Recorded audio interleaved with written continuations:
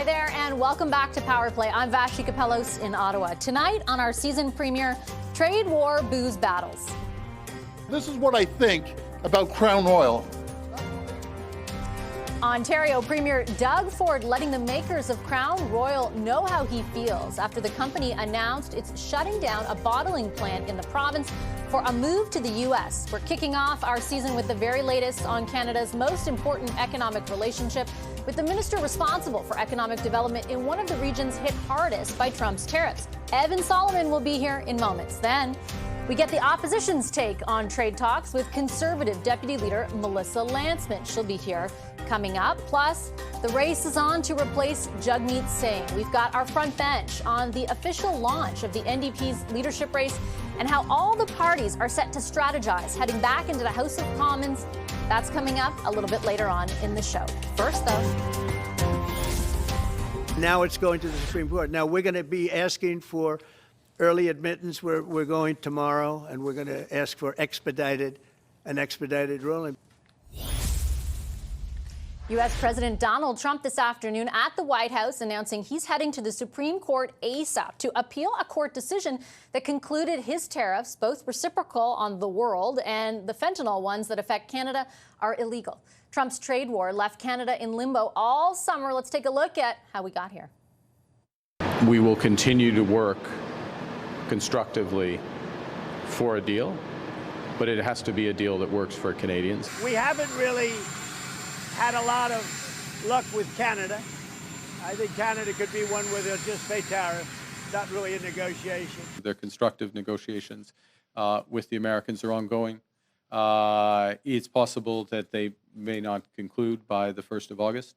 We will now match the United States by removing all of Canada's tariffs on U.S. goods specifically covered under CUSMA. We want to be very good to Canada. I like Carney a lot. I think he's a good person. And we had a very good talk yesterday.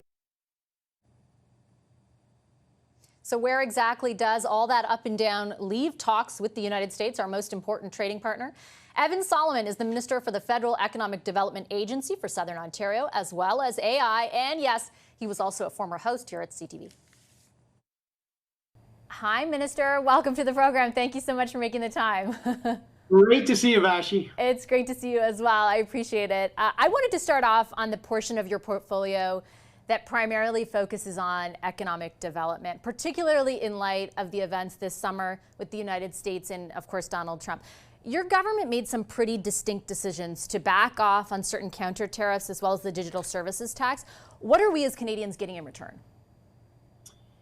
Look, Canadians should understand that we still have the best deal in the world when it comes to trade with the United States. Right now, the average tariff for Canadian goods crossing the border is about 5.5%. Around the world, it's about 16%.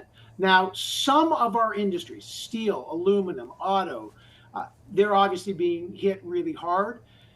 And the main goal of the negotiations going on right now is, one, to make sure that we preserve our existing advantage and not to make a bad deal, but to secure that existing advantage. And it was good to see over the summer that in executive orders, the United States government also confirmed that that trade under our free trade agreement is protected.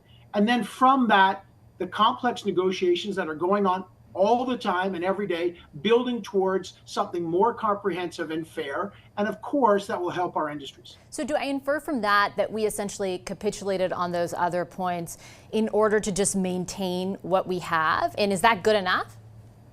Yeah, no, absolutely not. Look, you're negotiating in a long-term negotiation.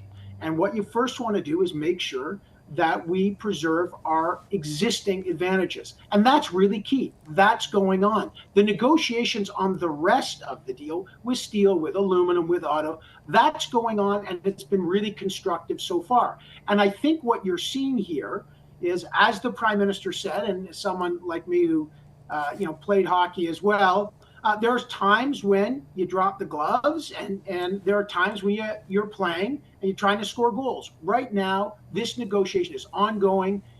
It's very, very productive. And I think that Canadians will see lots of progress. But again, I've been touring Southern Ontario, which is really the front line about this, because in my job, talking to tool and die makers and auto makers, unions and CEOs and workers, and look, they appreciate that they don't want a bad deal. They want a good deal going forward to build on the existing competitive advantages that we have. And that's exactly what the Prime Minister and Dom LeBlanc and others are doing every single day. And they're making progress. Is it complicated? Absolutely. But it's vital to make sure we get the right deal at the right time. With great respect, I have to challenge the idea that the evidence of progress exists. Like, what is that evidence? What we saw on Friday, for example, was instead evidence that the economy contracted in the last quarter the most it has since COVID, outside of COVID, at 1.6%. There are thousands of people who lost their jobs last month. What is the evidence that things are progressing in a positive direction with the United States? Like, where is that evidence? Well, let me just repeat. Over 86% of our goods are still not subject to tariffs. That's unique around the world. That's not happening with other countries around the world.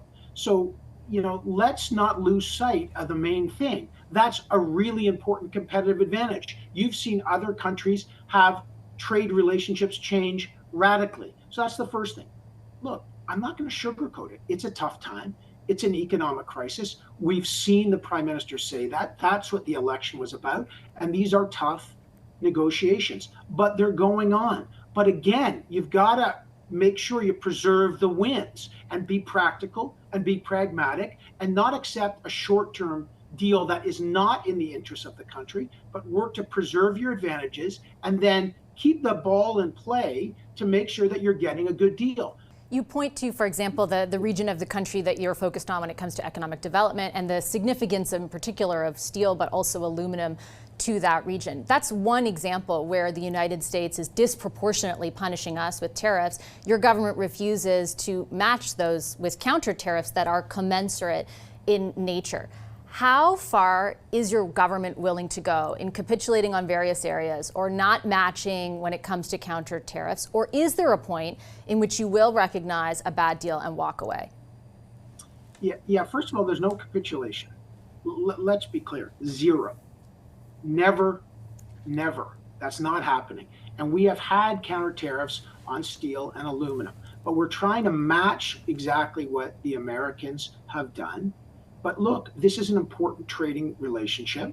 Most of our goods are traded freely, and we are going to make sure that we establish fair ground rules with the U.S., and that's what the Prime Minister is doing. That's what the negotiating team is doing, to make sure that those industries like steel, like aluminum, like autos, get a fair deal, and that these industries are moving from just reliance to resilience. And that's what the programs of support are about, the resilience. And that's what widening our trade is about. Prime Minister going to Germany, that's key. But also, there's no capitulation for a bad deal. We've seen examples of deals that would not work for Canada. We are focused on making sure two things. One, we control the things we control, knocking down barriers inside Canada, making sure we got tax breaks for Canadians, making sure that industry is getting support. And two, a fair negotiation with the United States that, again, is productive. Canadians appreciate this is complicated. Canadians appreciate that this is ongoing, but they also appreciate that Canadians are not going to settle for a bad deal. They're going to get a good deal. And that's what these negotiations are all about. And I do appreciate the complexity of this as well. But when you say no capitulation, never, we removed the DST just to keep those negotiations going. The United States didn't remove something at the same time. We removed those counter tariffs on compliant goods with the USMCA or the CUSMA, but they didn't reduce tariffs on steel and aluminum. Like, can you understand how Canadians view that as not elbows up, as your party campaigned on during the federal election, but capitulation? Yeah, but you got to make sure you're characterizing this in a fair way.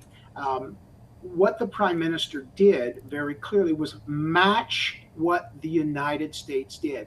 Those existing tariffs were tariffs that came on during the around fentanyl and certain issues. What we have now is matching Canadian and American tariffs to level the playing field. And again, these are complicated negotiations, and we're making sure that Canada and the US have a matched playing field in terms of tariffs to allow for these negotiations to stay on track.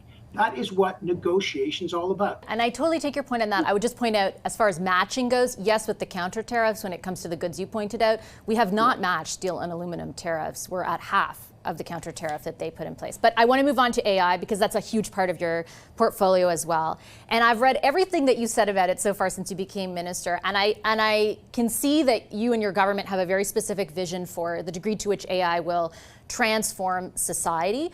You and I have both spoken to godfathers of AI like Yoshua Bengio and Geoffrey Hinton, who early on at the outset of kind of the onset of AI pointed out that there are some very specific risks. I know you've talked loosely about mitigating those risks, but I wondered from your vantage point as the minister who's overseeing AI for this country, if you believe, like Geoffrey Hinton, like Yoshua Bengio, that one of those risks posed by AI is the extinction of humanity.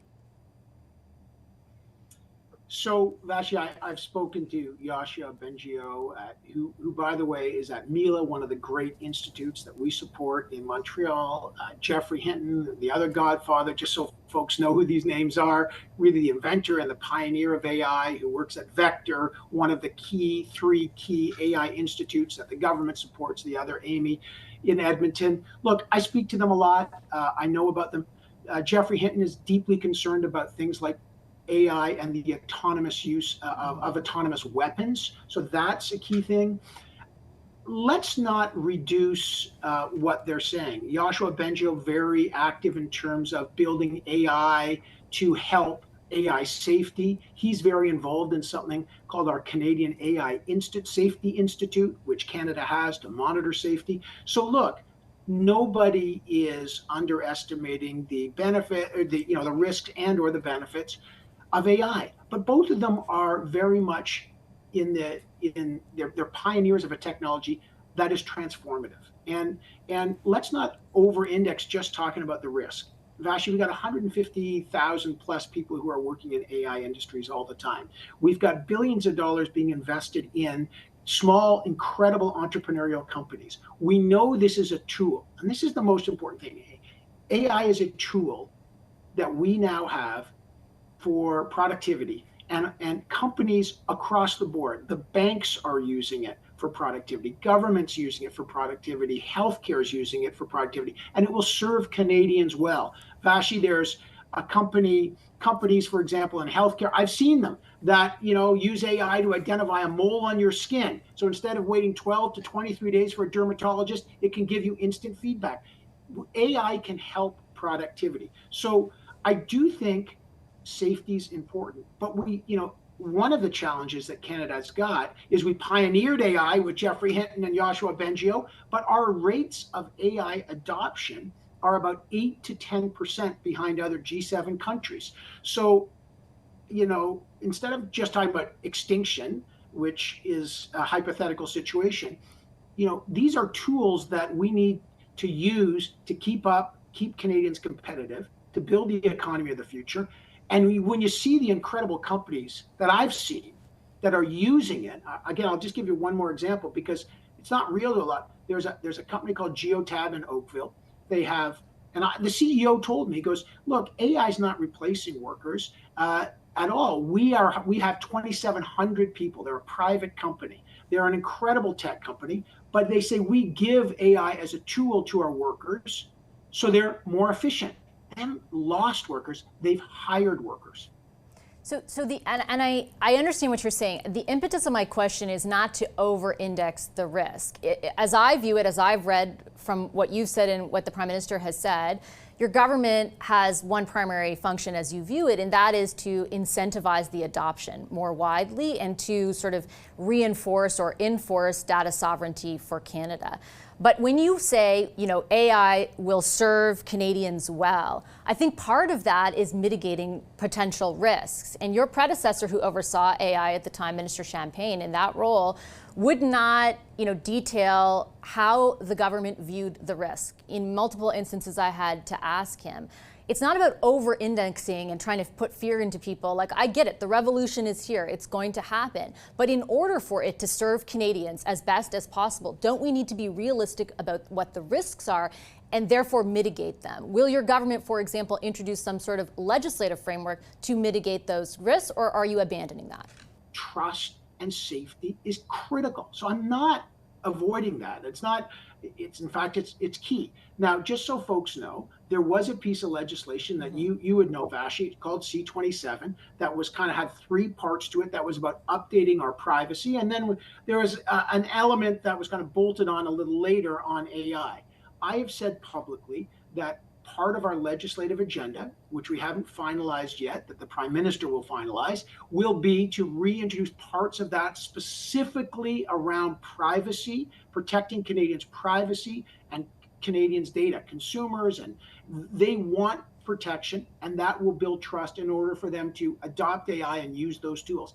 Absolutely key. So again, it's not about abandoning or choosing a road. You got to do both. Okay, I am out of time. Thank you so much, Minister, for your time. I appreciate it today, as always. Thanks. Thanks, Vash. And a little bit later on in tonight's show, we're going to dig into the Prime Minister's evolving Donald Trump strategy with our front bench. Up this evening, Dan Moulton, Larissa Waller, Kathleen Monk, and Laura Stone. First, though, you just got the government's take on Trump trade talks. After a quick break, what should the feds be doing here at home as the country fights this trade war? The Conservatives' Deputy Leader Melissa Lantsman will be my guest live on the other end of a short break. Stay right there.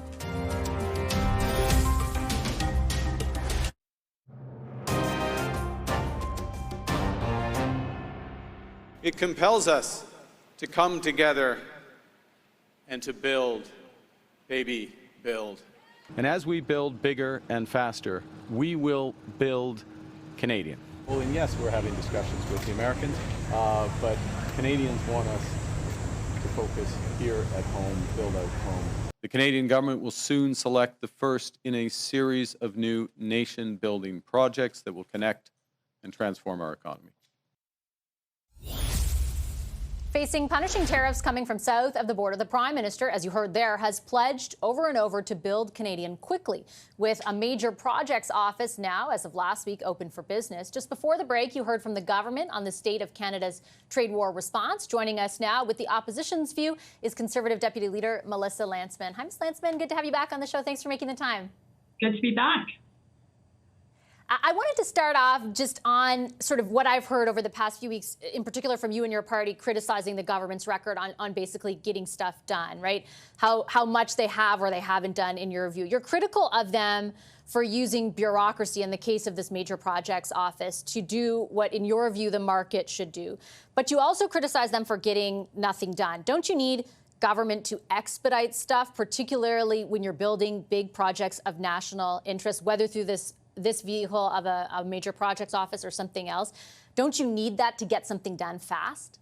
Well, that was the expectation, that it was going to be done fast. Instead, it took 5 months to set up an office that will one day consider approving a project. And right now, we've got no projects permitted. We've got no shovels in the ground. We just have an office as our economy is in free fall, given the numbers, even just last week. Look, more bureaucracy and red tape isn't a step in the right direction, and we'll never say that it is. It's just another mechanism for the Liberals to pick winners and losers rather than letting the market decide. Like you said, the projects need to go ahead. And there are a lot of things that you can do in order to have proponents ready to invest in Canada and build these projects. And that's the exact bureaucracy that's in the way that they have set up an office, a bureaucratic office, to solve. That's things like the C-69, the legislation that makes pipelines illegal, the tanker ban off the West Coast, the emissions cap, the industrial carbon tax. There is a number of things that you need to do to spur innovation and create these conditions that you talk about, so resource projects can actually be built in Canada. The one thing I would quickly point out, just one caveat to what you point out, like the C-69, for example, the impact assessment, it doesn't make pipelines illegal. In your party's view and in the industry's view, it sets an environment that makes it harder for a private proponent to come forward. I interviewed the Minister of Energy a few weeks ago. I put those concerns to him. I asked him whether or not they were fully going to rescind many of the things that you just listed off. And what he communicated was basically that that C5, that the new powers that affords the federal government would allow them on a case-by-case basis to override things like Bill C-69 or the emissions cap if it is in the name of a project getting built. Isn't that exactly what you're looking for? Well, then repeal the anti-growth laws. Reward those who actually build. Protect Canadian innovation. Again, there are lots of things that you can do in order to make these conditions possible. You know, Mark Carney said the first time, the Prime Minister said that he would have a list at the First Ministers meeting, you know, almost 5 months ago, and still there is no list. There is just an office. So we're saying there's lots of things that you can do, and that's exactly what we'll propose when we come back to Parliament in a couple of weeks, a Canadian sovereignty law that will put all of these things right on the front burner. So it signals to proponents, to industry who have also been asking for these things, to get them off the table and out of the way, and stop any of the trepidation that people have about the Canadian economy and the way that we don't build here. And I do understand the concern where speed is relevant here, like, you know, the pace at which this stuff is unfolding. But if you were to do everything that you said and that the Sovereignty Act, for example, lays out, get rid of the emissions cap, get rid of the industrial carbon tax, get rid of C-69, get rid of the tanker ban, well, what is left of our actions to address climate change? Like, essentially what you're advocating for is taking away everything that our country was going to do to achieve targets that we had set out to help mitigate the impacts of climate change in favor of something the government already said they'd do on a case-by-case basis rather than throw the whole baby out with the bathwater. Look, I've said this, and everybody else has said this during the election, after the election, and Canadians know that we're in a generational crisis, and it is absolutely the time to build. These are the things that are going to allow us to get these national projects off the ground. These are the things that industry has called for. These are the things that have stopped investment in our country. And these are not the only things that they've moved slowly on. We still have a housing crisis. We have an immigration crisis. We have a cost of living, a youth unemployment rate that is at levels, according to CBC, that hasn't been seen or that has only been seen during recessions. All of these things are still very much on the front burner. So when we criticize the government about speed, it was them that put all of these things on the table, saying that we were going to move at a fast pace. We're 5 months in. Parliament hasn't sat. We still haven't seen a budget, although posted the largest deficit, larger than the last Prime Minister even. All of these things are going to be discussed in Parliament, but we're not going to stop pushing the government on accelerating the pace of all of their promises and all of the conditions that they set. No, I understand that. And like I said, I get the criticism where speed is concerned, and certainly we have questions for the government in that vein as well, from the media's perspective on behalf of Canadians. But my question to you was more around, like, getting rid of your entire climate plan is a very drastic move, but you can augment the impacts, the negative economic impacts of some of the policies you mentioned on a case-by-case basis, which is what they're promising to do.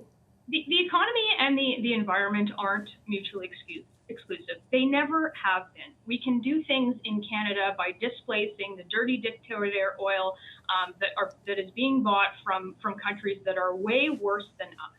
These are ways to mitigate the environment in a real way by putting Canadian workers at the forefront, by putting Canadians at the forefront, by putting our economy at the forefront, and by putting, construction and manufacturing and the industries that we thrive in at the forefront, so that Canadians can take home more of what they earn and live the life that they were promised.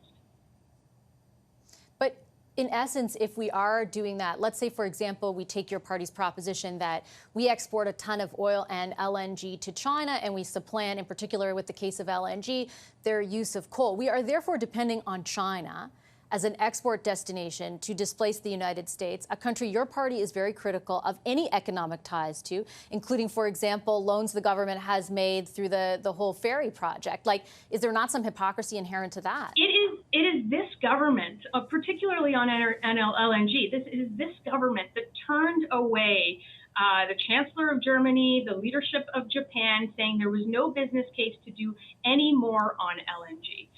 And that could have displaced tons, again, of that dirty dictator oil that countries who are killing our own people are dependent on. It is this government over the last decade that has shut down resource development and has made it more difficult for Canadian oil and gas and LNG and all the rest to make it to markets, cleaner LNG, cleaner oil, cleaner gas, to make it to markets that would depend on it and that want it, who we have heard in the last number of weeks want it.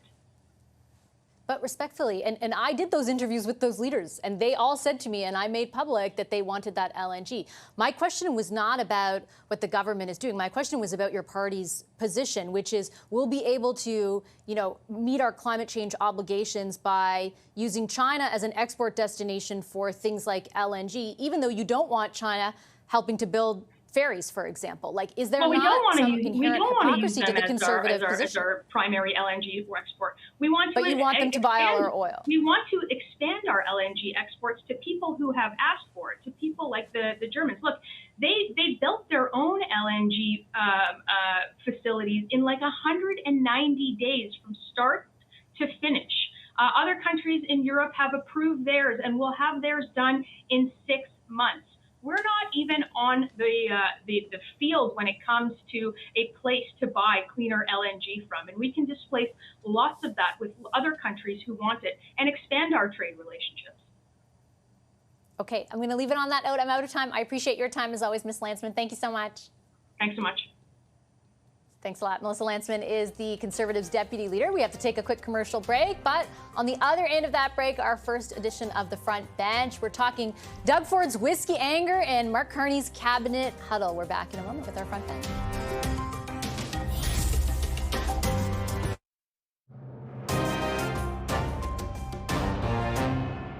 You lost your mind? Like, I think they're a few fries short of a Happy Meal, these people. They're sitting around absolutely just smug as they come. They're hurting Ontario residents. I always say smart people aren't too smart, and you guys are about as dumb as a bag of hammers for doing this. This is what I think about Crown Oil. That's what they could do. And I think everyone else should do the same thing. Start supporting companies that make whiskey here by Ontario people. That's what we need to do, is support each other. That was Ontario Premier Doug Ford's response today to news that a whiskey distiller, is shuttering a bottling plant in the province to move production to the States. Just the latest in the trade war U.S. President Donald Trump launched last winter. Much of that tariff regime, Trump's tariff regime, was deemed illegal by a U.S. federal appeals court late last week. But just this afternoon, the president signaled he's ready to take his fight to the Supreme Court as soon as tomorrow. Now it's going to the Supreme Court. Now we're going to be asking for early admittance. We're going tomorrow, and we're going to ask for expedited ruling. Those developments come as Prime Minister Mark Carney is set to huddle his cabinet at a retreat tomorrow in the Greater Toronto area. With all that, for the first time this season, let's bring in our front bench. With me tonight, former senior advisor to the Liberal Ontario governments of Dalton McGuinty and Kathleen Wynne. Dan Moulton is here. He's now a partner with Crestview Strategy. Larissa Waller is the founder of Henley Strategies. She's a former head of communications as well for Ontario's Conservative Premier Doug Ford, who you just heard. Kathleen Monk is the former director of communications to the late Jack Layton. She's now the principal owner of Monk & Associates. And rounding us out, Laura Stone is a Queen's Park reporter for the Globe and Mail. Hi, everybody. Hey there. Good to see you, Laura. I thought two things today as I listened to Doug Ford. Like, first, thank goodness for those of us on TV that he talks, because he gives us clips every single day. But at the same time, I think the emotion of it struck Canadians. At the same time, it's a little kind of depressed. It feels like this is what we're left with this is the state of our response right now. Like, we literally have to be dumping out a bottle as these companies do exactly what Trump wants them to. Yeah, I mean, just a trickle of Crown Royal over 3 or 4 awkward minutes. Look, I mean, I think it's significant, one, that the premier, he's making these comments unprompted, right? I mean, this isn't in response to questions, and no one's asking him about the tariffs. He's just coming up with this himself. And I think it is a genuine moment for him. And I think it certainly plays well to a domestic audience. And you've seen kind of his viral moments on CNN and trying to, fight back against the Americans through their own channels. I'm not convinced that really is having an impact to an American audience. I think it's playing well for him domestically. But look, I mean, Canada's in a tough spot right now. And I think it was significant that the premier made some comments that I think you could potentially attribute to criticism of Mark Carney, even though he's always said he stands with the Prime Minister. He's tried to support him every step of the way, but he made some comments in his press conference today that he's concerned that it's elbows down now. And he wasn't asked to clarify those comments, but he said we have to keep fighting. We have to put our elbows up and keep fighting the president. Obviously, he wants to take a different tact. He's not at the negotiating table with the U.S. administration, and so he's coming at it from a different angle, and he's speaking to as a provincial leader, not a national one. But I think you're seeing the country at a bit of a loss as to what approach we're taking. Is it working, and what gains are we making? Or are we just waiting for the dust to settle and the president to find another victim here? So I think it does feel like the country is at a bit of a loss here on the strategy and how to tackle the U.S. threats. What do you think politically at this point in time, Kathleen, after the summer that means for the federal government? Because there has been certainly an evolution of approach. The justification is we have a relatively better deal. It's not good, but it's relatively better versus other countries. And we had to do basically to keep the negotiations going, and it's complex. How much leeway do you think Canadians are giving the government, given that it is different than what we heard a few months ago? Yeah, well, first of all, I don't think that, Canadians are going to, clock their timing, counting down Carney, frankly, on when he's going to get the deal. But this summer was significant in the sense that we blew past the August 1st deadline, right? We basically rolled back the retaliatory tariffs. And even if this, appeal to the Supreme Court and there is a reversal of the IEEPA tariffs, we're still going to be stuck with the really bad tariffs, which are the 232 tariffs. So I think that Laura's right that actually I noticed today in Premier Ford's presser that he was a little bit frustrated. He not only kind of took some punches by saying, we got to get fists up and elbows up and stop fighting. He actually also recycled some old hits on Carney and the Liberal government around crime and bail provisions and youth sentencing and Stand Your Ground Act. So it was interesting to see him kind of turn his ire there. But listen, Premier Ford is doing this for a very clear reason. His province is being hit the hardest by these 232 tariffs for sure, and the tariffs that Trump has put on him. Amherst, a very small community in Ontario, 200 jobs, Unifor jobs will be, put off next year if in fact the company goes through on what they said they're going to do and shut down that bottling plant. That's serious ramifications. And basically, Ford is being the pit bull outside of the room, outside of the negotiating room with Trump, and is saying, we need to start using our leverage to both Canadians, to voters, and also to our politicians. Start using our leverage to get deals that help Canadians. And I think, sure, it was a stunt today with the Crown Royal, but lots of Canadians drink Crown Royal. And the LCBO particularly buys a lot of Crown Royal. And I think that will have some impact. Dan, just circling back to sort of the wider impact, in particular on the federal Liberals, as they head into this cabinet retreat and as they head into the fall sitting. My impression is if we're talking about Trump, it's not necessarily a net negative for them. Like, even though they've had a very, there's a lot of accountability, as we heard earlier on the show, about their position and the changes in their position. I have the sense that it's other issues that still remain very important for Canadians that they could be more vulnerable on heading into the fall sitting, in particular, like housing, affordability, all the crime, as Kathleen mentioned. What is your vantage point on, from a strategic perspective, how the Liberals view those different issue sets and what you expect from them? Well, I think you're right. I mean, you look at all recent polling, Canadians still think Mark Carney and the Liberals are best positioned to deal with this current challenge, to deal with President Trump. And to negotiate some path forward for our trade relationship. And so when we're talking about those issues, when we're talking about Trump and tariffs and the state of the national economy, it is ground the Liberals are quite confident on and quite comfortable in, and it plays to Mark Carney's administration's strong suits, right? So I agree. I think politically the frame is very good for them there. When that is, if we get to a point, like I think we all hope, where that is absent, I agree. I think issues on affordability, issues on safety and crime are more challenging for them. If we look at the results of the last election, it's where the Conservatives performed most strongly for voters that cared most about those issues. In regions where Canadians were most impacted, Conservatives tended to perform very well. And I think that one of the key lessons for the government as they deal with these big macroeconomic issues, as they deal with trade, as they deal with getting major projects built, as they deal with increasing defense spending, as they deal with right-sizing the federal government and decreasing spending, all of those are massive issues, really complex challenges for this government. They kind of also have to keep an eye on costs and keeping costs down and trying to do things that show progress on that. We saw some of that from the government this summer with the bridge toll, the Confederation bridge toll, and cutting that cost. I think they're looking and they're hungry right now for more actions like that that can reduce costs for Canadians directly in the short term, so they can demonstrate some progress on that, because that is a politically more challenging territory for them and still the top issue for a lot of Canadians in important political regions in this country. Larissa, your thoughts on the government's positioning? We'll get to both opposition parties in the next segment, but your thoughts on the government's advantages and potential vulnerabilities this sitting?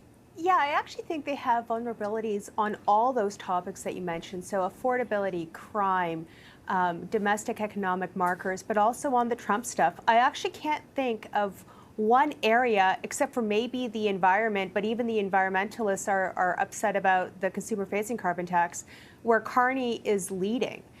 He's still riding high on his economic laurels, right, on his personal brand. And that's where he's polling highest, is Mark Carney himself. The last poll that came out had the Conservatives ticking back up because the shine has sort of worn off. So, I mean, I don't envy the Prime Minister in the position he's in right now, because I don't know where he's going to find his wins. It's going to be very, very, very challenging to take on Trump with the Supreme Court ruling, with the instability there. The issue is we knew that he's unstable. We knew he's unpredictable. And I saw in your interview with Minister Solomon just now, where he said, you know, Canada still has the best trade deal. That's thanks to Prime Minister Mulroney. And they have to stop using that as their big win. They've got to start showing their own wins. And frankly, I can't see any coming their way in the short term. Okay, we're going to take a quick commercial break. We'll have those polls in the next segment because they're very interesting to dissect. There's the Abacus one that shows them neck and neck. Nanos shows the Liberals with a bigger advantage than Abacus does. It's a lot to unpack. We're going to do that with the front bench after a short commercial break. We're back in a moment.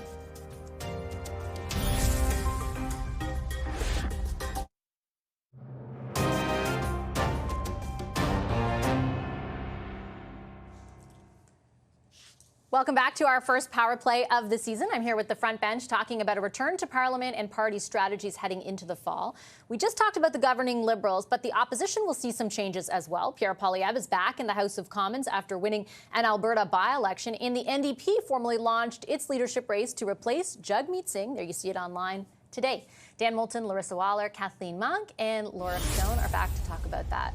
Let's start with the NDP. Kathleen, who's here in studio with me. What the heck is going to happen? Who's going to replace Jagmeet Singh? And how, more to the point, how important is this race for your party? Yeah, it's really important. But listen, Ottawa's longest running parlor game is predicting the demise of the NDP. And that's what's been happening in columns and on radio shows, for the last few weeks. And, I have to, break the news that, in fact, the NDP will probably continue to survive. It's been around for over 60 years and will continue to survive post this. But I think the race presents an opportunity really for kind of reinvigoration of the party, new ideas, new people, hopefully, and new membership. And with that comes an influx of cash as well. So far, we don't have any official candidates. We've had people who have declared their intention, but there's nobody who has passed the kind of vetting process so far. Candidates have submitted their applications, but haven't been pushed through yet. So we'll wait to see who actually gets on the slate. But I'm really hoping that we're going to get some really interesting candidates. Like, I really do want to see a Zohran Mamdani-like candidate. That's the Democratic candidate right now for New York City. Somebody who's really bringing fresh ideas and invigorating people and doing new ways of organizing, and bringing, humor and levity and addressing the affordability issues that really everyone cares about right now. We see that in the polling, and it mattered in the last election, and it's going to matter in future elections. Just really quickly to follow up, do you think that needs to be the focus for the new leader versus what James Moore had a column citing Charlie Angus's comments, Don Davies, about sort of the focus on personality of the leader? Well, listen, the personalization of politics and political leaders particularly, it has been happening for decades now, literally decades. I think really Tony Blair, you can track it back to Alistair Campbell and Tony Blair, UK Labour, then when it was really starting to be written about. And it's been imported all around the world, maybe even back to Ronald Reagan in the States in terms of personality of politicians being the real focus and the focus on the leader.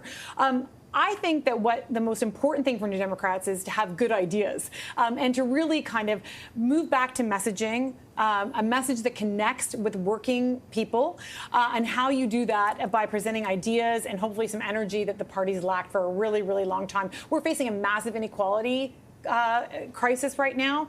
Now is the time for New Democratic ideas to surface. Are you running? No, I'm just kidding. No. Larissa, let me ask you about the Conservatives, because your point before we went to the break was largely that you thought that the Liberals were vulnerable on a number of fronts. Pierre Poilievre is now back in the House of Commons after suffering a loss in his riding that he held for a couple of decades. Are you expecting, or do you think there need to be any changes in the way Conservatives approach this sitting, and where do they exhibit vulnerabilities in your view? Yeah, you know what? I think it's good news for the Conservatives to have Pierre back in the House. He shines when he's in Parliament, when he's on his feet holding the Prime Minister to the fire.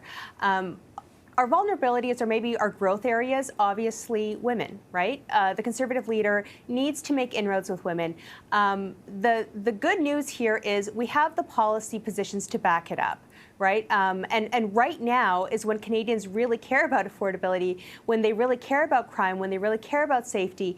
And I think a lot of those issues resonate with women. I think that in terms of the Conservative positioning, in light of the NDP leadership race, we've made a lot of inroads as Conservatives with organized labor, especially with private sector labor. And I think that will just continue to grow. I think Pierre Poilievre is very, very popular with especially the rank and file. I think that'll present a challenge to Kathleen's point of the NDP audience that their leadership is going to be speaking to or trying to attract. But I think in terms of what Conservatives are going to be focusing on in this session, it's going to be affordability. It's going to be also taking that shine off of Mark Carney a little bit and saying, he promised the world and he's not delivering. Dan, what's your view on what advantages the Conservatives have heading into the fall versus what vulnerabilities you perceive they have? Well, I think certainly Pierre Poilievre's big challenge as a leader is that he lost his seat in the last election. And while he's returning to Parliament, it is through what it would be generally seen as an easy path for him. It was made expeditious by the Prime Minister's decision to call the by-election right away. But it wasn't a difficult path. And so the question becomes, if you lose an election and you lose your seat, how do you get back to looking like a winner again? He spent the last several years, when Justin Trudeau was Prime Minister, looking like the Prime Minister in waiting, presenting himself as a very upstarted insurgent force that looked like a winner. He left the last election as a loser. And so how do you change that dynamic? I don't think it will be exclusively by doing the same thing that he was doing in the past. I mean, seeing him out last week or the week before on this carbon tax 2.0 thing was, I think, a bit of a mistake in a lot of ways. I understand Larissa's points around emphasizing affordability and costs rising for Canadians. I think those are strong issues for the Conservatives. But I think you also need to find paths to look fresh, to look like you're taking some lessons from the last election and demonstrating some new inroads with voters that you struggled with. I think women voters, as Larissa points out, are a huge issue for the Conservatives and will continue to be. And the message that Mark Carney promised the world and didn't deliver it would only work if he fails to deliver. And so I think that it's a little too soon to say whether or not this government is falling short of the promises that were made in the last election, given that that election wasn't very long ago in the minds of voters. As I'm listening to everyone, Laura, I'm sort of reflecting on all the news I consumed over the summer, sort of in a different way, like hosting radio, but not this show, in a different way than I would to host the show. And I feel like what's missing from a lot of both the government and the opposition is like any level of humility. Like when you listen to the Conservatives, it's like they basically won. If you listen to the Liberals, it's like they won by 45 seats. And I wonder how that ends up playing out in the House. Well, it will be interesting to see Prime Minister Carney go up against Pierre Poilievre in that arena, because, as Larissa mentioned, that is sort of where Pierre Poilievre shone. But he was up against Justin Trudeau, who had been in power for almost a decade, who was struggling on some policy fronts, who had a record to run on. And so I think it was kind of an easy target for him. It will be interesting to see the tone and the level of seriousness and maturity, if Mr. Poilievre is able to bring that to the table a little more. I think there is still a likability factor. And look, I mean, I think we've seen, look at the polling there. I mean, clearly when it comes to on a personal level, Canadians are still feeling like they're attached to Mr. Carney. It hasn't been that long. They maybe haven't seen that much of him, and they're giving him a lot of the benefit of the doubt here. But, he's a very different personality and character than Mr. Trudeau. He doesn't really come across as if he cares as much as if people like him, in a sense that could be similar to Mr. Poilievre, right? And I think, this isn't really a battle of the social media stars, maybe in a way that it was against the former Prime Minister. So I think the House will still matter. I think it will matter how the Conservatives present not just Mr. Poilievre's vision, but the vision of the team. And is it still going to be the Pierre Poilievre show, or are we going to see more people like the Deputy Leader, Melissa Lantsman, who is just on the show? And so is there going to be more of a variety of voices coming forward from the Conservatives? But I think, the Liberals still want to operate as if they have a majority, and maybe they're able to do that because the election was not that long ago. We don't think the NDP want an election anytime soon. They're going to need some dancing partners in the House. But as time goes on, there might be some more vulnerabilities for the government. It certainly seems, though, that the Liberals are riding high in the polling and in public opinion. Yeah, once again, those polls, there is that Abacus one that shows them close. The Nanos one shows them not close at all with the Liberals ahead. So we shall see how it bears out. Thanks, everyone. Appreciate a great discussion. Dan Moulton, Larissa Waller, Kathleen Monk, and Laura Stone. Our takeaway is up next. Stay right there.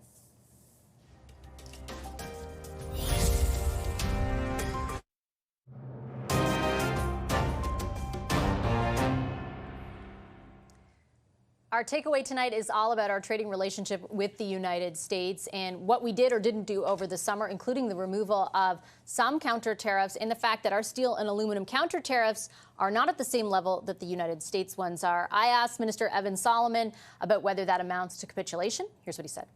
First of all, there's no capitulation. Let's be clear. Zero. Never, never. That's not happening. And we have had counter tariffs on steel and aluminum, but we're trying to match exactly what the Americans have done.